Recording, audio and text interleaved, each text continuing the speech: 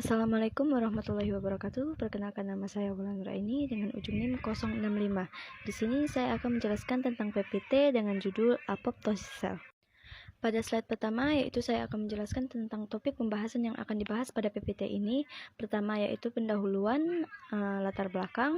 Yang kedua pembahasan, pengertian, fungsi, serta proses apoptosis. Dan yang ketiga penutup, yaitu kesimpulan. Pada pendahuluan, setiap organisme yang hidup terdiri dari ratusan tipe sel. Semuanya berasal dari fertilisasi sel telur. Selama perkembangannya, sejumlah sel bertambah secara dramatis yang kemudian membentuk berbagai jenis jaringan dan organ. Seiring pembentukan sel yang baru, sel yang mati adalah proses regulasi yang normal pada sejumlah sel dari jaringan. Pengendalian terhadap eliminasi sel-sel yang mati ini disebut dengan kematian sel yang terprogram atau apoptosis. Pada slide ini kita masuk di pembahasan. Apa sih pengertian apoptosis? Apoptosis berasal dari bahasa Grek yang artinya gugurnya putik bunga ataupun daun dari batangnya.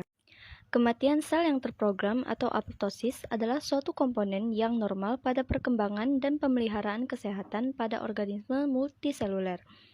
Sel yang mati ini menjadi respon terhadap berbagai stimulus dan selama apoptosis sel ini dikontrol dan diregulasi. Sel yang mati kemudian difagosit oleh makrofag.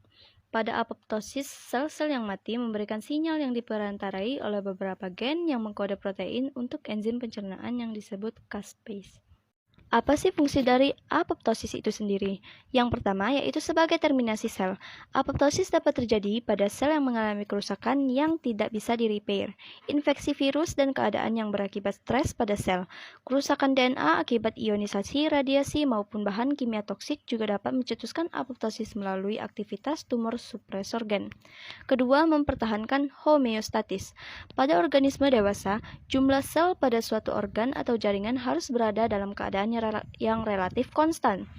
Proses keseimbangan inilah yang tergolong ke dalam homeostatis. Homeostatis ini dapat tercapai bila kecepatan mitosis pada jaringan seimbang dengan kematian sel. Lalu bagaimana dengan proses apoptosis? Proses apoptosis dikendalikan oleh berbagai tingkat sinyal sel yang dapat berasal dari pencetus ekstrinsik maupun intrinsik. Semua sinyal tersebut harus dapat menembus membran plasma. Sebelum terjadi proses kematian sel melalui enzim, sinyal apoptosis harus terhubung dengan pathway kematian sel melalui regulasi protein. Pada regulasi ini, terdapat dua metode yaitu mitokondria dan penghantar sinyal secara langsung melalui adapter protein. Proses apoptosis, eksekusi. Setelah sel menerima sinyal yang sesuai dengan apoptosis, selanjutnya organela sel akan mengalami degradasi yang diaktifasi oleh caspase proteolitik. Sel yang mulai apoptosis secara mikroskopis akan mengalami perubahan, di antaranya sel mengerut menjadi bulat, sitoplasma tampak padat, membran inti menjadi discontinue, DNA yang ada di dalamnya pun pecah menjadi fragmen-fragmen, membran sel memperlihatkan tonjolan yang irregular dan sel terpecah menjadi beberapa fragmen yang disebut dengan apoptosis bodies. Pengangkatan sel yang mati. Sel yang mati pada tahap akhir apoptosis mempunyai suatu fagositotik molekul pada permukaannya. Proses apoptosis tersebar pada permukaan ekstraseluler melalui protein scramblase. Molekul ini adalah penanda sel untuk fagositosis oleh sel yang memiliki reseptor yang sesuai seperti makrofag. Pengangkatan sel yang mati melalui fagosit terjadi tanpa disertai dengan proses inflamasi. Adapun efek pada proses apoptosis, yaitu yang pertama terjadinya kanker. Pada proses apoptosis, jika terjadi kegagalan pada pathway akan menyebabkan terjadinya kanker. Yang kedua yaitu progresivitas HIV. Progresivitas HIV disebabkan oleh depresi dari CD4 plus T helper limfosit yang menurunkan sistem imun. Salah satu mekanisme yang menyebabkan depresi ini adalah hipotosis. Yang ketiga yaitu infeksi virus. Virus dapat mencetuskan peristiwa apoptosis melalui berbagai mekanisme, di antaranya pengikatan reseptor, aktivasi protein kinase R, dan ekspresi dari protein virus yang bergabung dengan hem-AC protein. Kemudian siklus sel.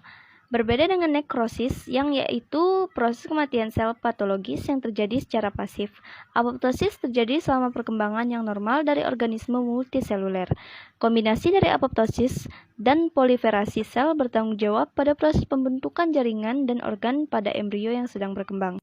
Kemudian akhir dari slide yaitu kesimpulan. Kesimpulan pada PPT kali ini yaitu sel yang mengalami apoptosis akan mengeluarkan signal ke ekstraseluler berupa fosfolipid yang pada membran selnya dapat dikenali oleh sel-sel imun terutama makrofag. Apoptosis menjadi tipe kematian sel yang terprogram melalui serangkaian perubahan struktural sebagai hasil rangsang fisiologis dan patologis. Sekian penjelasan PPT dari saya akhiri. Wassalamualaikum warahmatullahi wabarakatuh.